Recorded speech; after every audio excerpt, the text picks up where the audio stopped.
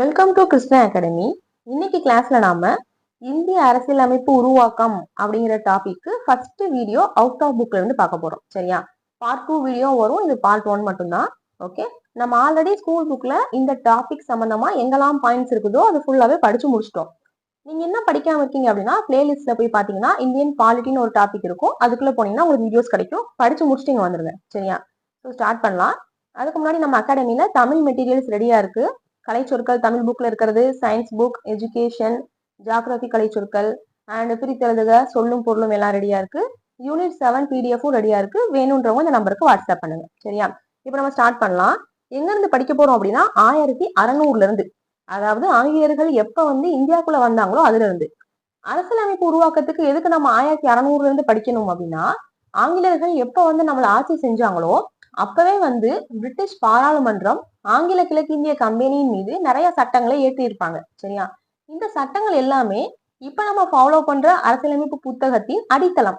Okay, so நம்ம அங்கிருந்து படிக்கிறது தான் கரெக்டா இருக்கும். ஓகேவா? நான் இந்த வீடியோல வருடங்களை கரெக்டா ஏறு வரிசையில கொடுத்துருக்கேன். சரியா? 1600ல இருந்து இப்ப இருக்கிற 1956 வரை என்ன பண்ணிருக்கேன், ஏறு வரிசையில அரேஞ்ச் பண்ணி கொண்டு வந்திருக்கேன். ஸோ உங்களுக்கு படிக்கவும் ஈஸியா இருக்கும், எக்ஸாம்ல ஆன்சர் பண்றதுக்கும் ரொம்ப ஈஸியா இருக்கும். ஓகேவா?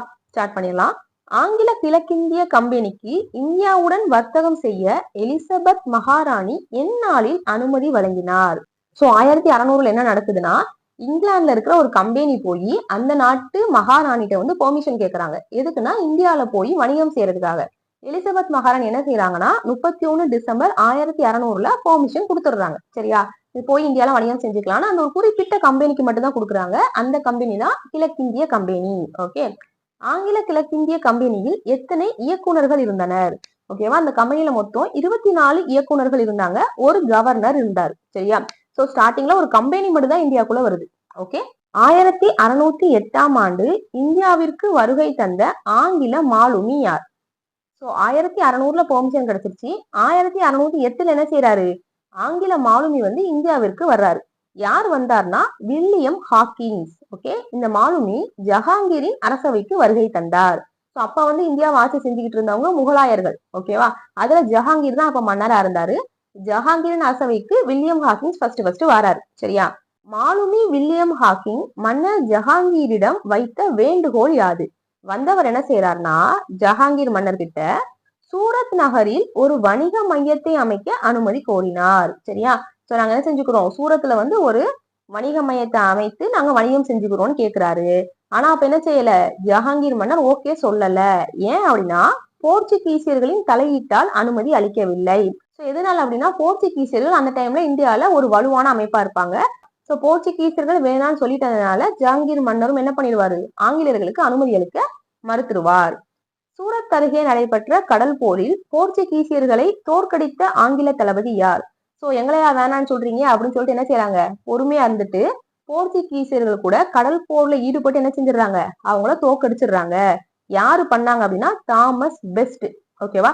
இவர் ஆங்கிலேயர்களுக்கு ரொம்ப பெஸ்டானவர். ஏன்னா என்ன செய்யறாரு, அவர் தான் போர்ச்சுகீசியர்களை தோற்கடிச்சிட்டு ஆங்கிலேயர்களுக்கான உரிமையை வாங்கி கொடுக்குறாரு.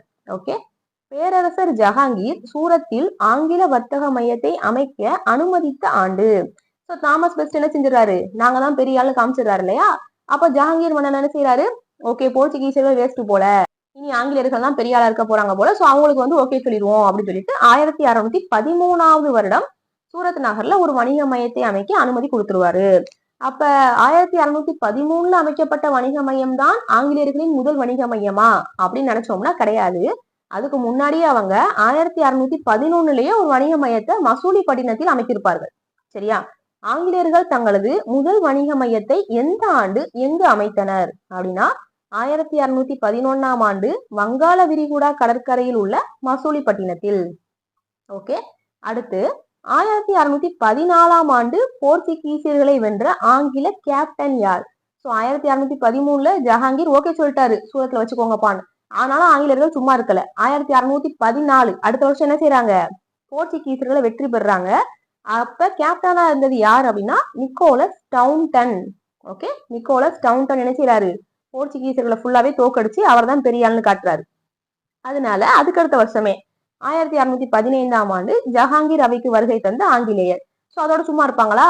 இப்ப ஆங்கிலேயர்கள் தான் பெரிய ஆளு காமிச்சாச்சு இல்லையா? சோ அடுத்த ஒரு ஆள் அனுப்புறாங்க. யாருன்னா சர் தாமஸ் ரோ.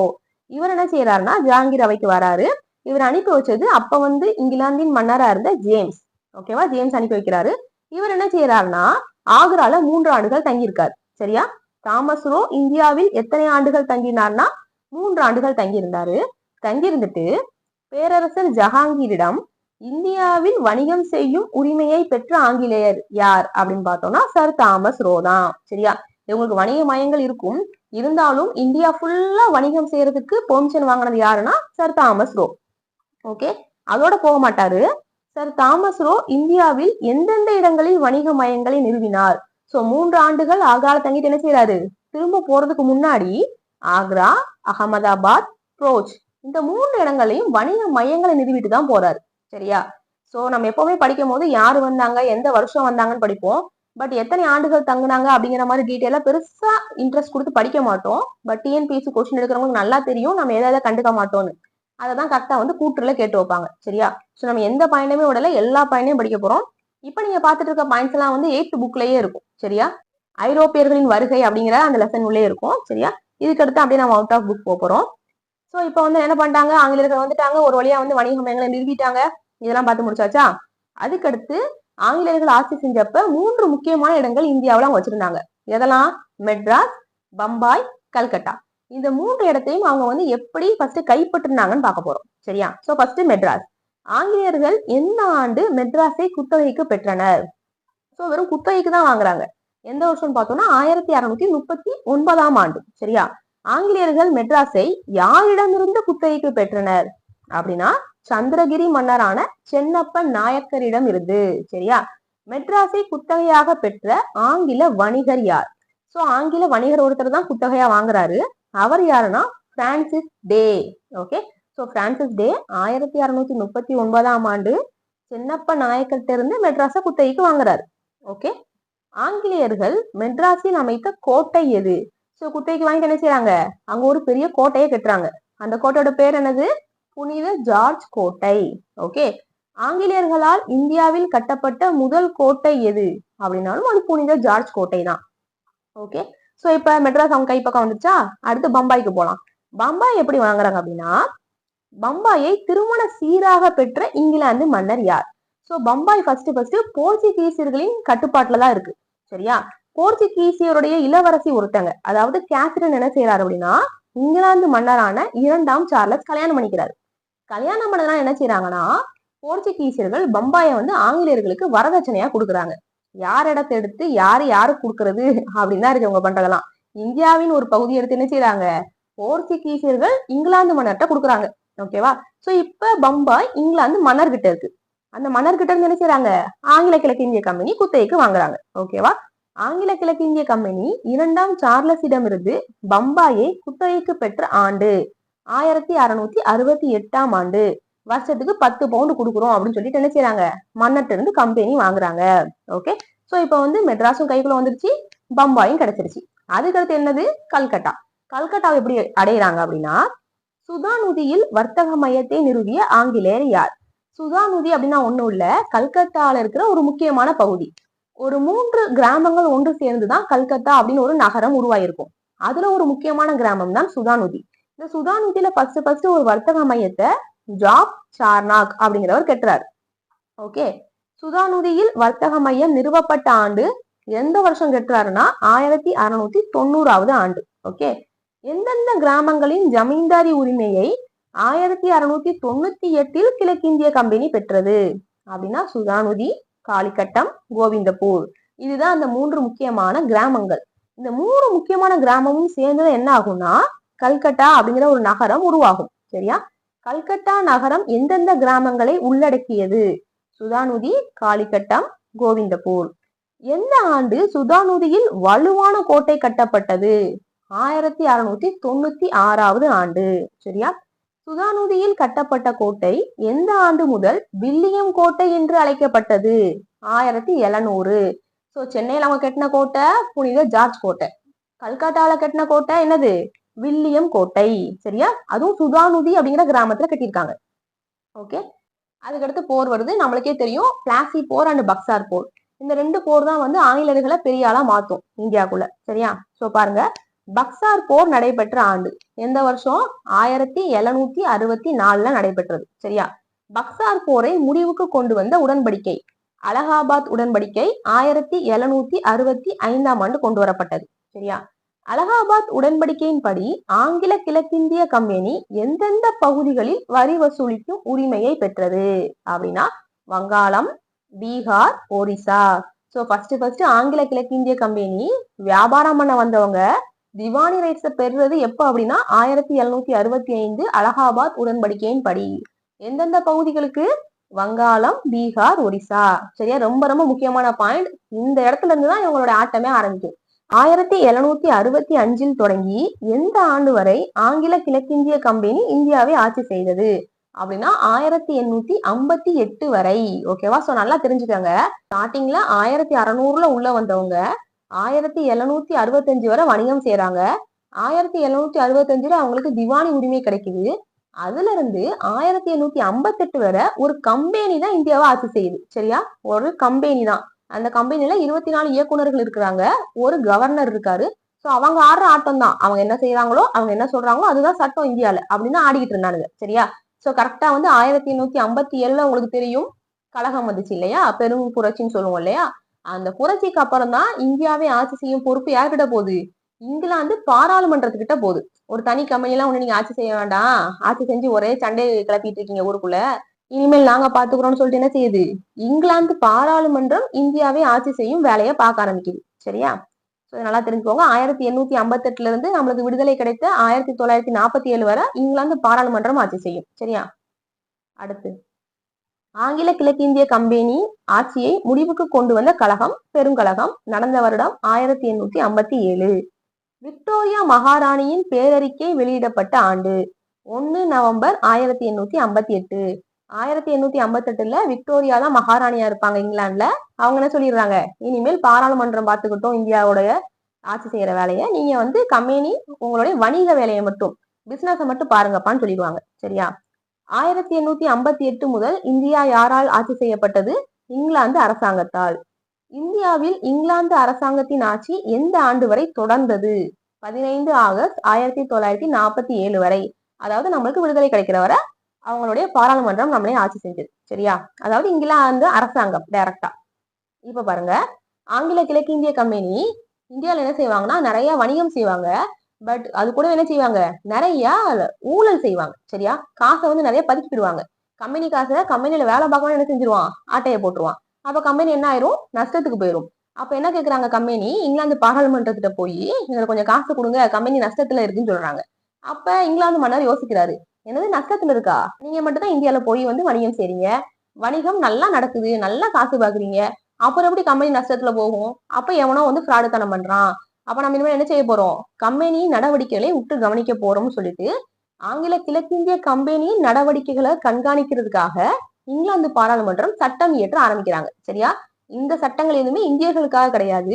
கிழக்கிந்திய கம்பெனி ஒழுங்கா வேலை செய்யுதா, வேலை செய்யலையா, அவங்க என்ன செய்யறாங்க காசை வச்சுட்டுன்னு சொல்லிட்டு கவனிக்கிறதுக்காக, அவங்களை ஒழுங்குபடுத்துறதுக்காக என்ன செய்யுது? இங்கிலாந்து அரசாங்கம் சட்டம் இயற்றுது. அந்த சட்டங்களை நம்ம பார்க்க போறோம் ஒன் பை ஒன்னா. சரியா?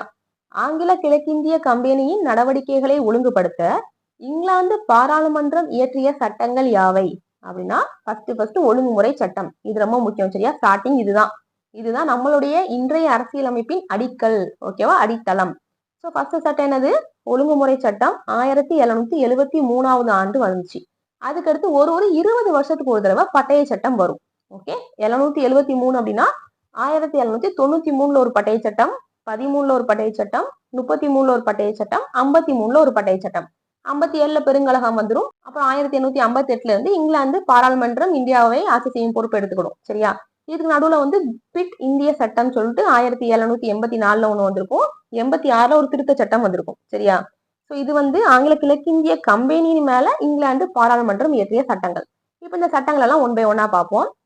1858 அப்புறம் இந்திய மக்களுக்காக இங்கிலாந்து பாராளுமன்றம் சட்டம் இயற்றும். சரியா? இந்திய மக்களுக்கு அப்படின்னா நமக்கு நல்லது செய்யறது கிடையாது. நம்ம யாரும் திரும்ப கோவப்பட்டுறக்கூடாது, புரட்சியில் ஈடுபட்டுறக்கூடாது, அவங்க வந்து நம்மளை காசு சுரண்டுறாங்க இல்லையா, அந்த சுரண்டல் வந்து நின்றக்கூடாது அவங்க நல்லா பாத்துக்கணும் அப்படிங்கிறதுக்காக நம்மளுடைய கோவத்தை அப்பப்ப தணிக்கிறதுக்காக சில சட்டம் ஏற்றுற மாதிரி ஏற்றுவாங்க. ஆனா எந்த சட்டமும் நமக்கு என்ன செய்யாது, நல்லது செய்யாது. ஓகே. சோ 1858க்கு பின் இங்கிலாந்து அரசாங்கத்தால் இந்தியாவை ஆட்சி செய்ய இயற்றப்பட்ட சட்டங்கள் என்னதெல்லாம் பார்த்தோம்னா, இந்திய அரசு சட்டம் 1858, இந்திய கவுன்சில் சட்டம் 1861, இந்திய கவுன்சில் சட்டம் 1892, அடுத்து மின்டோ மார்லி சீர்திருத்தம் 1909, மாண்டேகு செம்ஸ்போர்ட் சட்டம் 1919, இந்திய அரசு சட்டம் 1935, இந்திய விடுதலை சட்டம் 1947. ஸோ இன்னைக்கு கிளாஸ்ல என்ன பண்ண போறோம் அப்படின்னா, நம்ம ஸ்டார்டிங்ல இருக்கு இல்லையா பட்டய சட்டங்கள், இதுவரையே ஃபுல்லா முடிப்போம். நாளைக்கு கிளாஸ்ல செகண்ட் வீடியோல வந்து இந்திய அரசு சட்டத்துல இருந்து படிப்போம். சரியா? ஸோ ஃபர்ஸ்ட் பாருங்க, ஒழுங்குமுறை சட்டம் 1773 ஃபர்ஸ்ட் வந்து சட்டத்தை படிக்க போறோம். 1773 ஒழுங்குமுறை சட்டத்தின் போது இங்கிலாந்து பிரதமராக இருந்தவர் யார்? நார்த் பிரபு. சரியா? நார்த் பிரபுட்ட போய் காசு கேட்கறாங்க. காசு கட்டின்னு அவர் என்ன செஞ்சிடறாரு, நீங்க ஒழுங்கா வேலை செய்ய மாட்டேங்கிறீங்க போல, எல்லாம் ஃப்ராடுக்கார பயிலா இருக்கீங்க போலன்னு சொல்லிட்டு என்ன செய்யறாரு, கம்பெனியை ஒழுங்கா ஒழுங்குமுறைப்படுத்தணும்னு சொல்லிட்டு சட்டம் இயற்ற சொல்றாரு. ஓகேவா? ஆங்கில கிழக்கிந்திய கம்பெனியின் மீது பிரிட்டிஷ் அரசாங்கத்தால் செயல்படுத்தப்பட்ட முதல் சட்டம் 1773 ஒழுங்குமுறை சட்டம். இந்திய அரசியலமைப்பின் அடிக்கல் அல்லது இந்திய அரசியலமைப்பின் முதல் படி என்று அழைக்கப்படும் சட்டம் ஒழுங்குமுறை சட்டம். இச்சட்டத்தின்படி ஆங்கில கிழக்கிந்திய கம்பெனியை மேற்பார்வையிடும் அதிகாரம் யாரிடம் கொடுக்கப்பட்டது? இங்கிலாந்து பாராளுமன்றத்திற்கு. ஓகே. 1773 ஒழுங்குமுறை சட்டத்தின்படி கம்பெனியின் இயக்குனர் குழுவில் ஏற்படுத்தப்பட்ட மாற்றங்கள். இயக்குனர் குழுனா ஒரு 24 பேர் இருந்தாங்க இல்லையா, போர்ட் ஆஃப் டைரக்டர்ஸ்னு. அதுல என்னென்ன மாற்றங்களை கொண்டு வந்தாங்கன்னா, இயக்குனர் குழுவில் உள்ள உறுப்பினர்களின் பதவிக்காலம் ஓராண்டிலிருந்து 4 ஆண்டுகளுக்கு உயர்த்தப்பட்டது. ஆண்டுதோறும் 1/4 உறுப்பினர்கள் ஓய்வு பெறுவார்கள் என்று அறிவிக்கப்பட்டது. சரியா? இச்சட்டத்தின் மூலம் வங்காள ஆளுநர் வங்காளத்தின் கவர்னர் ஜெனரல் அல்லது வில்லியம் கோட்டையின் தலைமை ஆளுநர் என்று அழைக்கப்பட்டார். அப்படின்னா ஒழுங்குமுறை சட்டம். அதாவது நார்த் பிரபு என்ன யோசிக்கிறாருன்னா, அங்கங்க ஒரு ஆளுநர் இருக்காங்க. அதாவது மெட்ராஸ்ல ஒருத்தர் இருப்பாரு, கல்கட்டால ஒருத்தர் இருப்பாரு, பம்பாயில ஒருத்தர் இருப்பாரு. அவர் வந்து அங்க இருந்து ஒருத்தட்டையா கேட்டுட்டு இருக்க முடியாது. கம்பெனி என்ன செய்யுது, என்ன பண்ணீங்கன்னு கேட்க முடியாது. அப்ப அவர் என்ன முடிவு பண்றாருன்னா, வங்காளத்துல இருக்க ஆளுநருக்கு நிறைய பவர் கொடுத்துருவோம், அவருக்கு கீழே வந்து பம்பாய் மதராஸோடைய ஆளுநரை கொண்டு வந்துருவோம் அப்படின்னு முடிவு பண்ணி என்ன செய்யறாருன்னா, வங்காளத்தின் ஆளுநர் அப்படிங்கிற அந்த பதவிய வங்காளத்தின் கவர்னர் ஜெனரல் அப்படின்னு மாத்துறாரு. இனிமேல் நார்த் பிரபுக்கோ இங்கிலாந்து பாராளுமன்றக்கோ பிரச்சனை இல்ல, இந்தியால என்ன நடக்கு அப்படிங்கறத டைரக்டா வந்து வங்காளத்தின் கவர்னர் ஜெனரல்கிட்ட கேட்டா போதும். சரியா? ஏன் அப்படின்னா மெட்ராஸும் பம்பாய் இனிமேல் என்ன செய்ய போறாங்க, வங்காளத்தின் கவர்னர் ஜெனரல் சொல்றதை கேட்டு நடக்க போறாங்க.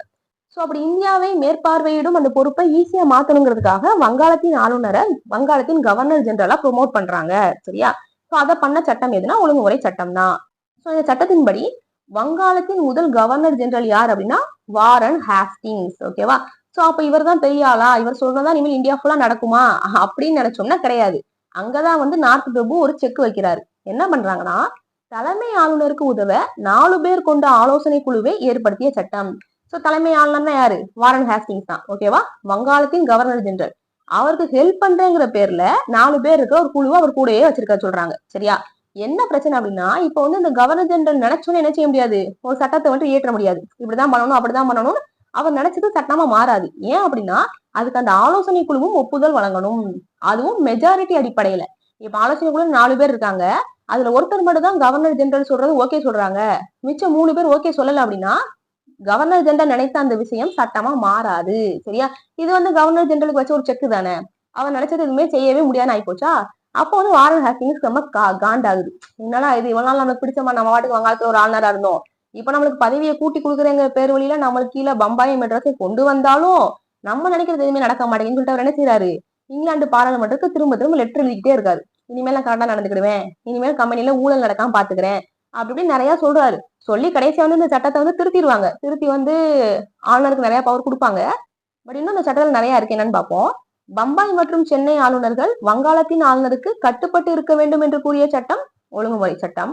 ஒழுங்குமுறை சட்டத்தின்படி உச்ச நீதிமன்றம் எங்கு உருவாக்கப்பட்டது அப்படின்னா கல்கத்தாவில் போர்ட் வில்லியம் என்ற இடத்தில். ஒழுங்குமுறை சட்டம் 1773 வந்துச்சா, அதுக்கு அடுத்த வருஷம் வந்து உச்ச நீதிமன்றத்தை கொண்டு வந்திருப்பாங்க. இதுதான் பெரிய செக்கு. ஏன் அப்படின்னா இந்த உச்ச நீதிமன்றம் எதுக்குன்னா ஆங்கிலேயர்களை விசாரிக்க. ஓகேவா? ஆங்கிலேயர்கள் வணிக குழுல இருக்காங்க இல்லையா, அவங்க என்ன தப்பு பண்ணாலும் எங்க ஃப்ராடுத்தனம் பண்ணாலும் அதை விசாரிக்கிறதுக்கு தான் இந்த உச்ச நீதிமன்றத்தை கொண்டு வந்திருப்பாங்க.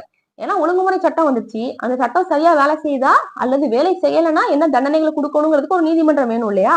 அதுக்காக தான் அதை உருவாக்கியிருப்பாங்க. சரியா? உச்சநீதிமன்றத்தின் முதல் தலைமை நீதிபதி யார் அப்படின்னா சர் எலிஜா இம்பே. அவங்களோட சேர்ந்து 3 நீதிபதிகளும் இருந்தாங்க. சரியா? இந்தியாவில் மத்திய நிர்வாகத்திற்கு அடித்தளமிட்ட முதல் சட்டம். ஓகேவா? சென்ட்ரலைசேஷன் சொல்லுவாங்க. அதாவது பம்பாய் மற்றும் மதராஸ் அப்படிங்கிற அந்த 2 ஆளுநர்களை கல்கத்தா ஆளுநர் கீழே கொண்டு வந்தாச்சு இல்லையா? சோ இதுதான் வந்து மையப்படுத்துதல். ஒருத்தர் கையில எல்லா பவர்ஸையும் கூச்சி வைக்கிறது. ஓகேவா? சோ இதை ஃபர்ஸ்ட் கொண்டு வந்த சட்டம் எதுனா ஒழுங்குமுறை சட்டம் தான். ஆலோசனை குழுவிற்கு அதிக அதிகாரம் அளித்த சட்டம் அதுவும் ஒழுங்குமுறை சட்டம் தான். ஆளுநர் நினைச்சிட முடியாது, சட்டம் ரெடி பண்ணிட முடியாது. ஆலோசனை குழுவும் ஓகே சொல்லணும், அந்த 4 பேரும் ஓகே சொல்லணும். சரியா? ஒழுங்குமுறை சட்டத்தில் திருத்தம் எந்த ஆண்டு கொண்டு வரப்பட்டது? சோ வாரன் ஹேஸ்டிங்ஸ் என்ன பண்ணிட்டாரு, சும்மா இருக்கல, லெட்டரா போட்டு ஒரு வழியா 1781ல திருத்தம் கொண்டு வந்துருவாங்க. இந்த ஒழுங்குமுறை சட்டத்துல திருத்தத்துல என்னெல்லாம் பண்றாங்கன்னா, 1781ஆம் ஆண்டு கொண்டு வரப்பட்ட திருத்த சட்டத்தின் முக்கிய திருத்தம் என்னலாம் அப்படின்னா, வங்காள கவர்னர் ஜெனரலின் அதிகாரம் உயர்த்தப்பட்டது. ஓகே, கவர்னர் ஜெனரல் கவுன்சில் உறுப்பினர்கள் மற்றும் கம்பெனி ஊழியர்களை விசாரிக்கும் உரிமை உச்சநீதிமன்றத்திடமிருந்து பறிக்கப்பட்டது. இந்த உச்சநீதிமன்றத்தை உருவாக்குனதே இவங்களை விசாரிக்கத்தான். ஆனா அவங்க திரும்ப நல்லவனா இருந்துக்கிடுவேன், பிரச்சனை பண்ண மாட்டேன்னு சொல்லிட்டு என்ன செஞ்சுட்டாங்க, இனிமேல் எங்களெல்லாம் வந்து சுப்ரீம் கோர்ட் விசாரிக்க கூடாது அப்படின்னு சொல்லிட்டு திருத்தத்தை வாங்கிட்டானுங்க. சரியா? கம்பெனியின் வரவு செலவு கணக்குகளை விசாரிக்கும் உரிமை உச்சநீதிமன்றத்திடமிருந்து நீக்கப்பட்டது. அப்ப இவங்க இனிமேல் ஊழல் செஞ்சு எப்படி கண்டுபிடிக்க கூடாதுங்கிறது தான் இந்த திருத்தமே. உச்சநீதிமன்றம் கல்கத்தாவில் வாழும் மக்களை விசாரிக்க உரிமை வழங்கப்பட்டது. சரி, அப்ப உச்சநீதிமன்றத்தை கெட்டி வச்சாச்சு, இவங்க யாருமே விசாரிக்க கூடாதுன்னா அப்ப அந்த உச்சநீதிமன்றம் எதுக்கு அப்படின்னு யோசிக்கும் போது, சரி நீங்க வேணா அங்க உள்ளூர்ல இருக்கிற மக்களை விசாரிச்சுக்கோங்கன்னு சொல்றாங்க. சரியா? அப்ப வந்து நம்ம நாட்டுல இந்துக்கள் இருந்தாங்க, முகமதியர்கள் இருந்தாங்க. சரியா? முஸ்லிம்ஸ் இருந்தாங்க. அப்ப உச்சநீதிமன்றம் இந்துக்களை இந்து விதிகளின் மூலமும் இஸ்லாமியர்களை முகமதியர் விதிகளின் மூலமும் விசாரணை செய்தது. சரியா? மாகாண நீதிமன்றங்களில் இருந்து வரும் மேல்முறையீடுகள் கவர்னர் ஜெனரலிடம் அனுப்பப்பட்டது. சோ உச்ச நீதிமன்றம் ஒண்ணு இருந்துச்சுன்னா மாகாணங்கள்ல இருந்து வர பிரச்சனை எங்க போகணும், உச்ச நீதிமன்றத்துக்கு தானே போகணும். ஆனா அதையும் கவர்னர் ஜெனரல் ஸ்டாப் பண்ணிட்டாரு. மாகாணத்துல என்ன பிரச்சனைனாலும் என் கிட்டதான் வரணும், உச்ச நீதிமன்றம் கல்கத்தால இருக்கிற மக்களை மட்டும் பார்த்தா போதும்னு சொல்றாரு. சரியா? சோ எப்படி பாருங்க, 1773ல ஒழுங்குமுறை சட்டம் எதுக்கு கொண்டு வந்தாங்களோ அதை அப்படியே அந்த திருத்த சட்டத்துல மாத்திருப்பானுங்க. சரியா? அடுத்து இப்ப வந்து இந்த ஒழுங்குமுறை சட்டமும் அதனுடைய திருத்த சட்டம் 1781ல கொண்டு வரப்பட்டது முடிஞ்சிச்சு. அதுக்கடுத்து பிட் இந்திய சட்டம், அதாவது அந்த டைம்ல இங்கிலாந்தின் மன்னரா இருந்தவர் பிட். ஓகேவா? அவர் கொண்டு வந்த சட்டம் 1784ல வந்துச்சு. இவர் என்ன செய்யறாரு அப்படின்னா, இப்ப இந்த ஆலோசனை குழுட்ட மட்டும் தான் அவ்வளவு அதிகாரம் இருக்கு, அப்படி இருக்கக்கூடாதுன்னு சொல்லிட்டு புதுசா ஒரு குழுவை உருவாக்குறாரு. அதுக்கு பேர் என்னதுன்னா கட்டுப்பாட்டு வாரியம். ஓகேவா? 6 நபர்கள் கொண்ட கட்டுப்பாட்டு வாரியத்தை உருவாக்கிய சட்டம் அப்படின்னா பிட் இந்திய சட்டம் கொண்டு வரப்பட்ட ஆண்டு 1784. சோ ஆலோசனை குழு அப்படிங்கிறது ஒழுங்குமுறை சட்டத்துல கொண்டு வந்தாங்க. அதுல 4 பேர் இருப்பாங்க. ஓகேவா? கட்டுப்பாட்டு வாரியம் அப்படிங்கிறது பிட் இந்திய சட்டத்துல கொண்டு வந்திருக்காங்க. இதுல 6 பேர் இருப்பாங்க. சரியா? கட்டுப்பாட்டு வாரியத்தின் பணி என்ன? சரி, இவங்க எதுக்கு இந்த 6 பேரை வச்சு என்ன செய்ய போறாங்க அப்படின்னு பார்த்தா, அரசியல் மற்றும் இராணுவ நடவடிக்கைகளை கையாள்வது. சரியா? என்ன சொல்லிட்டாங்க, இந்த போர்ட் ஆஃப் டைரக்டர்ஸ் இருப்பாங்க இல்லையா, 24 பேரு, இந்த கம்பெனி டைரக்டர்ஸ் ரொம்ப ஆடிட்டு இருப்பாங்க. சரியா? அவங்க சொல்றது நடக்கணும் அப்படின்னு சொல்லிட்டு ரொம்ப பண்ணிட்டு இருப்பானுங்க. இவங்களை வந்து இனிமேல் நீங்க பிசினஸை மட்டும் பாருங்க, கட்டுப்பாட்டு வாரியம் என்ன செஞ்சுக்கிடும், அரசியல் மற்றும் இராணுவ நடவடிக்கைகளை பார்த்துக்கணும்னு சொல்லிட்டு கட்டுப்பாட்டு வாரியத்தை உருவாக்கிடுவாங்க. இது ஆக்சுவலா வந்து இந்த போர்ட் ஆஃப் டைரக்டருக்கு பிடிக்காது. ஓகேவா? அவங்க வந்து ஃபியூச்சர் என்ன பண்ணுவாங்கன்னா, இந்த கட்டுப்பாட்டு வாரியத்துக்குள்ள அவங்களுடைய ஆளுகளை கொண்டு வரணும்னு சொல்லிட்டு படிக்க வச்சு நிறைய பேரை கொண்டு வருவானுங்க. அப்பதான் அவங்க இஷ்டத்துக்கு வந்து இந்தியா ஃபுல்லா ஆட்சி செய்ய முடியும் அப்படிங்கிறதுக்காக. சரியா? இந்தியாவில் இரட்டை ஆட்சி முறையை அறிமுகப்படுத்திய சட்டம் அப்படின்னா பிட் இந்திய சட்டம். ஏன் இரட்டை ஆட்சி முறை? ஆலோசனை குழு ஒண்ணு இருக்கு ஆல்ரெடி, அவங்க ஒரு விஷயத்த கையாள போறாங்க. இந்த பக்கம் போர்ட் ஆஃப் டைரக்டர்ஸ் ஒருத்தங்க இருக்கானுங்க, இயக்குநர்கள் குழு இருக்கு, இவங்க வந்து வணிகத்தை பார்க்க போறாங்க. நடுவுல கட்டுப்பாட்டு வாரியம்னு ஒண்ணு வந்திருக்கு. சரியா? சோ இப்படி பிரிச்சு கொடுத்துட்டனால இதை வந்து இரட்டை ஆட்சின்னு சொல்றாங்க. ஓகே, பிட் இந்திய திருத்த சட்டம் கொண்டு வரப்பட்ட ஆண்டு, இதையும் திருத்தம் பண்ணுவாங்க 2 வருஷத்துல. அதாவது பிட் இந்திய சட்டம் வந்து 1784ல வருதா, அடுத்து 2 வருஷத்துல 1786ல அதுல திருத்தம் கொண்டு வராங்க. என்ன செய்யறாங்கன்னா, 1786ஆம் ஆண்டு வங்காளத்தின் கவர்னர் ஜெனரலாக நியமிக்கப்பட்டவர் யார்? காரன் வாலிஸ். இவருக்காக தான். இவர் என்ன சொல்லிடுவார்னா, நான் வந்து கவர்னர் ஜெனரலா போகணும் அப்படின்னா எனக்கு வந்து 2 விஷயங்கள் நீங்க மாத்தி கொடுக்கணும், அப்பதான் நான் போவேன்னு சொல்லுவாரு. என்ன விஷயம் அப்படின்னா, வங்காளத்தின் தலைமை ஆளுநருக்கு அதிக அதிகாரம் வழங்கப்பட வேண்டும். ஓகேவா? அதாவது இப்போ வந்து தலைமை ஆளுநருங்கிறவர் வந்து ஆலோசனை குழு சொல்றதை கேட்கற மாதிரி தானே இருக்காரு. ஆலோசனை குழு ஒரு விஷயத்த வந்து பண்ணக்கூடாதுன்னு நினைச்சாங்கன்னா அவங்க வந்து மெஜாரிட்டி ப்ரூவ் பண்ண முடியாது, பண்ண முடியாது. சரியா? அது என்ன செஞ்சுட்டாங்க, தேவை ஏற்பட்டால் ஆலோசனை குழுவின் முடிவினை நிராகரிக்கவும் அதிகாரம் வழங்கப்பட்டது. இப்ப வந்து ஃபுல் அண்ட் ஃபுல் என்ன ஆயாச்சு, ஆளுநர் தான் அதிக பவர்ஃபுல்லான ஒரு ஆளா மாறிட்டாரு. சரியா? ஏன்னா ஆலோசனை குழு 4 பேருமே ஒரு விஷயம் வேணாம்னு சொன்னாலும் இவர் கண்டுக்கணும்னு அவசியம் இல்ல. நீங்க வேணாம்னு சொன்னா வேணாம்னு சொல்லிட்டு போங்க, நான் பண்ணதான் போறேன்னு என்ன பண்ணிக்கலாம், அந்த தலைமை ஆளுநர் முடிவு எடுத்துக்கிடலாம். அதுக்கப்புறம் கவர்னர் ஜெனரல் மற்றும் கமாண்டோ இன் சீஃப் பதவிகள் ஒருங்கிணைக்கப்பட்டன. ஓகேவா? கமாண்டோ இன் சீஃப் அப்படின்னா ஒண்ணு இல்ல, அவங்கதான் வந்து ராணுவ தளபதி. ராணுவத்தின் எல்லா நடவடிக்கைகளுக்கும் அவங்கதான் வந்து என்ன செய்வாங்க, ஆர்டர் கொடுப்பாங்க. அப்ப அவர் நினைச்சாருன்னா யார் மேலே என்ன செஞ்சுக்கலாம், டக்குன்னு ஒரு போர் தொடுத்துக்கலாம். சோ நாட்டுக்கு தேவையான எல்லா சட்டமும் அவர் இயற்றலாம், யார் கூட வேணா எப்ப வேணா சண்டை போடலாம். அப்படின்னா அவர் தான் இருக்கிறதுலே பவர்ஃபுல்லான ஒரு ஆளா இருக்க போறாரு. சரியா? அதிக அதிகாரங்களுடன் நியமிக்கப்பட்ட வங்காளத்தின் முதல் கவர்னர் ஜெனரல் யார் அப்படின்னு பார்த்தோம்னா காரன் வாலிஸ். ஓகேவா? நல்லா பார்த்து வச்சுக்கோங்க. சோ இது முடிஞ்சிச்சு. பிட்டு இந்திய திருத்த சட்டம் முடிஞ்சாச்சு. அடுத்து பட்டய சட்டம். 1773 ஒரு சட்டம் அப்படின்னா 20 வருஷம் ஒரு சட்டம் வரணும்னு சொன்னோம் இல்லையா? இப்ப 93 ஒரு பட்டய சட்டம் வருது. என்னெல்லாம் சொல்றாங்கன்னா, ஆலோசனை குழுவின் முடிவுகளை மீறும் தலைமை ஆளுநரின் அதிகாரம் நீட்டிக்கப்பட்டது. காரன் வாலிஸுக்கு அந்த அதிகாரம் கொடுத்திருந்தாங்க, நீங்க குழு சொல்றதை கேட்கலாம், கேட்காம இருக்கலாம் அப்படிங்கறத. அதே அதிகாரத்தை அதுக்கடுத்து வர்ற எல்லா ஆளுநர்களுக்கும் கொடுக்குறாங்க. சரியா? ஆங்கில கிழக்கிந்திய கம்பெனி ஏகபோக உரிமை அடுத்த 20 வருடங்களுக்கு நீட்டிக்கப்பட்டது. ஏகபோக உரிமை அப்படின்னா அந்த ஒரே ஒரு கம்பெனி மட்டும் தான் இந்தியால என்ன செய்யணும், வணிகம் செய்யணும். இங்கிலாந்துல இருந்து வேற கம்பெனி எதுவுமே இந்தியாக்குள்ள வந்துடக்கூடாது. சரியா? அந்த உரிமையை இன்னொரு 20 வருஷத்துக்கு என்ன செஞ்சிடறாங்க, எக்ஸ்டெண்ட் பண்ணிடுறாங்க. கிறிஸ்துவ சமய பரப்பாளர்கள் சமய பிரச்சாரமோ மத மாற்றமோ செய்ய தடை விதிக்கப்பட்டது. சோ ஆங்கிலேயர்கள் வந்து இந்தியால இவ்வளவு பெரிய சக்தியா மாறுறதுக்கு அவங்களோட இந்த டாக்டிக்ஸ் ரொம்ப முக்கியம். என்ன அப்படின்னா ஃபர்ஸ்ட் என்ன செய்ய மாட்டாங்க, ஆங்கிலேயர்கள் யாரையுமே மத மாற்றம் செய்யவே மாட்டாங்க. அமைதியா வந்தோமா, இவங்கிட்ட எவ்வளவு முடியுமோ அவ்வளவு ஆட்டையை போட்டோமான்னு போய்கிட்டே இருப்பானுங்க. சரியா? ஏன்னா அப்ப நம்ம மக்கள் வந்து மதம் மீது அதிக பற்றுள்ளவர்களா இருந்தாங்க. அவங்கள போய் நம்ம வந்து மத மாற்றம் செய்ய ட்ரை பண்ணியிருந்தா என்ன ஆயிரும், கண்டிப்பா சண்டை போட்டு அப்பயே ஆங்கிலேயர்கள் அடிச்சு விரட்டிருப்பாங்க. சோ ஆங்கிலேயர்கள் நல்லா புரிஞ்சுக்கிட்டாங்க, இந்த மக்கள் வந்து அவங்களுடைய மண் மீதும் மதத்தின் மீதும் அதிக பற்று உள்ளவர்களா இருக்காங்க. அப்ப நம்ம அதை தொடக்கூடாதுன்னு சொல்லிட்டு என்ன செய்யறாங்க, கொள்ளடிக்கிற வேலையை மட்டும் தெளிவா பாக்குறானுங்க. ஓகேவா? 1813. சோ வந்து 93ல வந்து ஒரு சட்டம் வந்துச்சா, 1793. அடுத்து 20 வருஷம் கழிச்சு 1813 அடுத்த சட்டம் வருது, அடுத்த பட்டய சட்டம். இதுல என்ன சொல்றாங்கன்னா, ஆங்கில கிழக்கிந்திய கம்பெனி ஏகபோக வர்த்தகம் முடிவுக்கு கொண்டு வரப்பட்டது. சோ இந்த 1800 காலகட்டத்துல இங்கிலாந்துல நிறைய பிரச்சனை நடக்கும். இந்த நெப்போலியன் அப்படிங்கிறவரெல்லாம் போய் ரொம்ப சண்டை போட்டுட்டு இருப்பாருங்க. அப்ப வந்து கிழக்கிந்திய கம்பெனி மட்டும் வந்து இந்தியால போய் வணிகம் செய்யறதா அப்படின்னு சொல்லிட்டு அங்க இருக்கிற மத்த கம்பெனில என்ன செய்யறாங்க, டார்ச்சர் பண்றாங்க. அங்க இருக்கிற மன்னரையும் பாராளுமன்றத்தையும். அதனால அவங்க மட்டும் போய் நல்லா சம்பாதிக்கிறாங்க, அப்ப நாங்களாம் என்ன செய்யறது அப்படின்னு சொல்லிட்டு ரொம்ப சொன்னோனையும் இங்கிலாந்து அரசு என்ன செய்யுது, சரி எந்த கம்பெனி வேணா போய் இங்கிலாந்துல போய் வணிகம் பண்ணிக்கோங்கப்பா அப்படின்னு சொல்லிட்டு ஆங்கில கிழக்கிந்திய கம்பெனியின் ஏகபோக வர்த்தகத்தை தடை செய்யறாங்க. சரியா? தேயிலை வணிகம் மற்றும் சீனாவுடனான வணிகம் தடை செய்யப்படவில்லை. ஒரே ஒரு விஷயத்துல மட்டும், தேயிலையை மட்டும் இந்த கிழக்கிந்திய கம்பெனி வணிகம் செஞ்சுக்கிட்டும் வேற யாரும் செய்ய வேண்டாம். அதே மாதிரி சீனா கூட கிழக்கிந்திய கம்பெனி மட்டும் தான் வணிகம் செய்யணும். இந்தியாக்குள்ள போய் வணிகம் செய்யறதுக்கு மட்டும் மற்ற எல்லா கம்பெனிகளுக்கும் உரிமை வழங்கப்பட்டது. ஓகேவா? அடுத்து கிறிஸ்துவ அமைப்புகள் மதத்தினை பரப்புவதற்கு அனுமதி வழங்கப்பட்டது. சோ லாஸ்ட் பட்டய சட்டத்துலதான் பார்த்தோம், 1793ல மதம் பரப்பக்கூடாதுன்னு சொன்னாங்க. ஆனா 1800 என்ன செஞ்சுட்டாங்க, மதத்தை பரப்பலாம்னு சொல்லிட்டாங்க. ஏன்னா அப்ப வந்து இந்தியால ஆங்கிலேயர்கள் மட்டும்தான் இருந்தாங்க, அவங்க எல்லாரையும் அடிச்சு விரட்டிட்டாங்க. சோ இனிமேல் அவங்கதான், அவங்கள வந்து ஒண்ணுமே செய்ய முடியாதுங்கிற ஒரு எண்ணம் அவங்களுக்கு வந்ததுக்கு அப்புறம் அவங்க என்ன செஞ்சுட்டாங்க, மதம் மாற்றமும் செய்ய ஆரம்பிச்சிட்டாங்க. கல்விக்காக 1,00,000 ரூபாய் ஒதுக்கீடு செய்யப்பட்டது. ஓகேவா? எதுக்காக அப்படின்னா ஒரு ஒரு டைமே வந்து ஆங்கில வணிக குழுல வேலை செய்யறதுக்கு இங்கிலாந்துல இருந்து படிச்சவங்க அனுப்பி வைக்க முடியல, இந்தியாவில இருக்கவங்களையே படிக்க வச்சு வேலைக்கு சேர்த்துக்கோங்க, கம்பெனிக்கு தேவையான இல்ல அரசாங்கத்துக்கு தேவையான எல்லா வேலையும் அவங்கள வச்சு பாத்துக்கோங்கன்னு சொல்லிட்டு அவங்கள படிக்க வைங்கன்னு சொல்லிட்டு 1,00,000 ரூபாய் ஒதுக்கியிருப்பானுங்க. ஆனா அவங்க கண்டிப்பா வந்து என்ன செய்ய மாட்டாங்க, இந்த 1,00,000 ரூபாய் 1 ரூபாயை கூட நம்மளுடைய படிப்புக்காக செலவு செய்ய மாட்டாங்க. ஆனாலும் ஒரு முக்கியமான பாயிண்ட், கல்விக்காக ஒதுக்குன சட்டம் எது அப்படின்னா 1813வது பட்டய சட்டம். சரியா? கம்பெனியின் ராணுவ செலவிற்கு உச்ச வரம்பு நிர்ணயிக்கப்பட்டது. அடுத்து கவர்னர் ஜெனரல் ஆஃப் பெங்காலை கவர்னர் ஜெனரல் ஆஃப் இந்தியா என்று மாற்றிய சட்டம். சோ இவ்வளவு நாள் கவர்னர் ஜெனரல் ஆஃப் பெங்கால் ஒருத்தர் இருப்பாரு, அவருக்கு கீழே தான் பம்பாய் மற்றும் மெட்ராஸை சேர்ந்த கவர்னர் ஜெனரல் வேலை பார்த்துட்டு இருந்தாங்க. சரியா? இப்ப என்ன பண்ணிட்டாங்க, அந்த பதவியை வந்து கவர்னர் ஜெனரல் ஆஃப் இந்தியான்னு மாத்திட்டாங்க. சோ புதுசா ஒரு ஆளை கொண்டு வந்துட்டாங்க.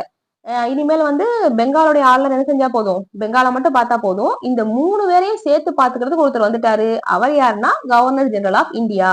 இதை கொண்டு வந்த சட்டம் எதுனா 33 பட்டய சட்டம். முதல் கவர்னர் ஜெனரல் ஆஃப் இந்தியாவாக நியமிக்கப்பட்டவர் யாருன்னா வில்லியம் பெண்டிங் பிரபு.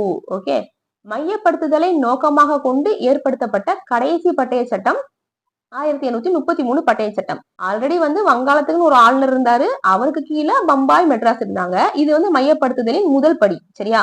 இப்ப என்ன பண்ணிட்டாங்க, வங்காளத்தின் ஆளுநரை சேர்த்து கவனிச்சுக்கிறதுக்கு கவர்னர் ஜெனரல் ஆஃப் இந்தியா வந்துட்டாரு. இதுதான் மையப்படுத்துதலின் உச்சகட்டம். இதுக்கப்புறம் என்ன நடக்கும் அப்படின்னா, இங்கிலாந்து பாராளுமன்றத்துக்கிட்ட வந்து ஆட்சி போயிரும் இல்லையா, அவங்க வந்து டீசென்ட்ரலைசேஷன் பண்ணுவாங்க. டீசென்ட்ரலைசேஷன் அப்படின்னா அதிகாரத்தை பகிர்ந்து பகிர்ந்து கொடுக்க ஆரம்பிப்பாங்க.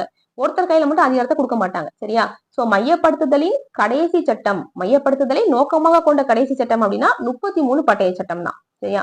1853 பட்டய சட்டத்தின் முக்கிய அம்சங்கள். அடுத்த 20 வருஷம் ஆச்சு. இப்ப வர பட்டய சட்டம் என்ன சொல்லுதுன்னா, ஆளுநரின் ஆலோசனை குழு இரு பிரிவுகளாக பிரிக்கப்பட்டது. ரொம்ப முக்கியமான பாயிண்ட். ஆலோசனைக்குள்ள 4 பேர் இருந்தாங்களா, அதை 2ஆ பிரிக்கலாம். பிரிச்சுட்டு ஒரு குழு என்ன செய்யுதுன்னா சட்டம் இயற்றுது. ஓகேவா? லெஜிஸ்லேச்சரா ஒர்க் பண்ணுது. இன்னொரு குழு நிர்வாக குழுவா இருக்கு, எக்ஸிக்யூட்டிவா இருக்கு. சரியா? இப்ப நம்ம படிக்கிறோம் இல்லையா, நிர்வாக குழு அப்புறம் சட்டம் இயற்றும் குழுன்னு, அதே மாதிரி அப்பயே பிரிச்சிருக்காங்க. பிரிச்சுட்டு சட்டம் இயற்றும் குழு சிறு பாராளுமன்றமாக செயல்பட்டது. இங்கிலாந்துல எப்படி வந்து அவங்களுக்கான சட்டம் இயற்றதுக்கு ஒரு பாராளுமன்றம் இருக்கோ, அதே மாதிரி இங்க இருக்கிற அந்த சட்டம் இயற்றும் குழு செயல்பட்டு இருக்கு. சரியா? ஆளுநரின் சட்டம் இயற்றும் அவையில் 6 புதிய உறுப்பினர்கள் சேர்க்கப்பட்டனர். சரியா? சோ அந்த குழுவை 2ஆ பிரிச்சாலும் ஆல்ரெடி 4 பேர் தானே இருந்தாங்க. இப்ப எக்ஸ்ட்ரா ஒரு 6 பேரை சேர்த்து அவங்க என்ன செஞ்சிருக்காங்க, சட்டம் இயற்றுறதுக்கு உட்கார வச்சிருக்காங்க. அதுல 4 உறுப்பினர்கள் இந்தியர்களா இருந்திருக்காங்க. ஒருத்தர் மட்ராஸை சேர்ந்தவர், இன்னொருத்தர் பம்பாயை சேர்ந்தவர், இன்னொருத்தர் வங்காளத்தை சேர்ந்தவர், லாஸ்ட் இருக்கிறவர் ஆக்ரா. சரியா? இந்த 4 ஊர்ல இருந்து ஒருத்தர் கூப்பிட்டு என்ன செய்யறாங்க, சட்டம் இயற்றும் குழுல சேர்த்துக்கிறாங்க. உயர் பதவிகளுக்கான குடிமைப்பணி தேர்வுகளை இந்தியர்கள் எழுத அனுமதி வழங்கப்பட்டது. இவ்வளவு நாள் வந்து பிரிச்சு வச்சிருப்பானுங்க. உயர் பதவிகள் தேர்வுகள் ஃபுல்லா வந்து ஆங்கிலேயர்கள் மட்டும்தான் எழுத தகுதியுடையவர்கள். அவங்களுக்கு கீழே இருக்கிற அந்த மத்த வேலைகள் எல்லாத்துக்கும் இந்தியர்கள் தேர்வு எழுதலாம் இருக்கும். ஆனா இந்த சட்டத்துல என்ன செஞ்சிருவாங்க, எந்த ஹை போஸ்டா இருந்தாலும் இந்தியர்கள் வேணா படிச்சு தேர்வு எழுதி அந்த போஸ்டுக்கு போய்க்கோங்கன்னு சொல்லிட்டாங்க. சரியா? கம்பெனி ஆட்சிக்கு முறையான கால வரையறை வழங்கப்படவில்லை. இது முக்கியமான பாயிண்ட். ஏன் அப்படின்னா, இதுக்கு முன்னாடி வந்து எல்லா பட்டய சட்டத்திலயுமே அடுத்த 20 வருஷம் அடுத்த 20 வருஷம் உனக்கு உரிமை இருக்குன்னு சொல்லிட்டு சொல்லிட்டே இருந்திருப்பாங்க. ஆனா இந்த பட்டய சட்டம், அதாவது 53ல கொண்டு வரப்பட்ட பட்டய சட்டத்துல அடுத்த 20 வருஷம் கம்பெனி வந்து அங்க ஆட்சி செஞ்சுக்கலாம்னு சொல்லவே மாட்டாங்க. ஏன்னா கம்பெனி ஒழுங்கா ஆட்சி செய்யலன்னு அந்த பாராளுமன்றத்துக்கு தெரிஞ்சிருக்கும். சோ அதை வச்சே நம்ம தெரிஞ்சுக்கலாம், எந்நேரத்திலும் கம்பெனியின் ஆட்சி நிறுத்தப்படலாம் அப்படிங்கிற மாதிரிதான் கம்பெனியை அங்க வேலை செஞ்சுட்டு இருந்தாங்க. அதே நேரத்துல கரெக்டா வந்து பெருங்கழகம் வரும், கம்பெனியோட ஆட்சிக்கு ஒரு ஃபுல் ஸ்டாப் வச்சிருவாங்க. ஓகேவா? சோ இந்த வீடியோல நம்ம எதெல்லாம் படிச்சிருக்கோம், 1600ல கிழக்கிந்திய கம்பெனி அவங்க கிட்ட பெர்மிஷன் வாங்கினதுல இருந்து 1853 பட்டய சட்டம் வரைய படிச்சிருக்கோம். இந்த பாயிண்ட்ஸை தவிர நீங்க எக்ஸ்ட்ரா பாயிண்ட்ஸ் எதுவும் படிக்கணும்னு அவசியம் இல்ல. உங்ககிட்ட எந்த புக் இருந்தாலும் எந்த சோர்ஸ் இருந்தாலும் இந்த வீடியோல இருக்கிற பாயிண்ட்ஸை விட கம்மியான பாயிண்ட்ஸ் அதுல இருக்கும்னு அடிச்சு சொல்லுவேன். ஓகேவா? ஏன்னா அந்த அளவுக்கு ஒரு குவாலிட்டியான ஒரு மெட்டீரியல் கொடுக்கணும் அப்படிங்கிறதுக்காக தான் வந்து ரொம்ப எஃபர்ட் போட்டு இந்த மெட்டீரியல் ரெடி பண்ணிருக்கோம். ஸோ நீங்க நம்பி படிக்கலாம். நீங்க குரூப் 1 படிக்கிறீங்க அப்படின்னாலும் இந்த வீடியோல இருக்கிற பாயிண்ட்ஸ் போதும். ஓகேவா? சோ இப்ப 1853க்கு அப்புறம் என்ன நடந்துச்சு அப்படிங்கறது அடுத்த வீடியோல பார்ப்போம். நீங்க நடுவுல வந்து பெருங்கழகத்தை பத்தி தெரியாம இருக்கீங்க, பெரும் புரட்சி பத்தி தெரியாம இருக்கீங்க அப்படின்னா அதை படிச்சுட்டு வந்துருங்க. சரியா? 1857 நடந்திருக்கும் இல்லையா, அதை படிச்சுட்டு வாங்க. நம்ம அடுத்த 1858ல இருந்து என்னென்ன சட்டங்கள் வந்துச்சு அப்படிங்கிறதுல இருந்து 1950 ஜனவரி 26ல நம்ம அரசியலமைப்பை நடைமுறைப்படுத்தணும் இல்லையா, அதுவரை நடந்த விஷயங்களை அடுத்த வீடியோல ஃபுல்லா பாத்துடலாம். இந்த வீடியோ கண்டிப்பா உங்களுக்கு யூஸ்ஃபுல்லா இருந்திருக்கும் நம்புறேன். நீங்க நிறைய நெட்ல இருக்க நிறைய சோர்சஸ் ரெஃபர் பண்ணி படிக்கிறது அண்ட் நிறைய புக்ஸ் வாங்கி படிக்கிறதுங்கிற உங்களோட எல்லா டைமையும் சேவ் பண்ண போறது இந்த வீடியோ. ஓகேவா? அதை நான் கான்பிடண்டா சொல்லுவேன். ஸோ இந்த வீடியோ உங்க ஃப்ரெண்ட்ஸுக்கும் ஷேர் பண்ணுங்க. ஸோ தட் அவங்க வந்து ஈஸியா படிச்சு முடிச்சிடலாம். டைமிங்கிறது எல்லாருமே ரொம்ப முக்கியமான விஷயம். நிறைய பேர் வேலைக்கு போயிட்டே படிச்சுட்டு இருக்கீங்க, ஸோ ரொம்ப கஷ்டமா இருக்கும். அப்படின்னா நம்ம வீடியோ பார்த்து நீங்க படிச்சீங்கன்னா போதும். ஓகே, நெக்ஸ்ட் வீடியோல பார்க்கலாம். தேங்க்யூ.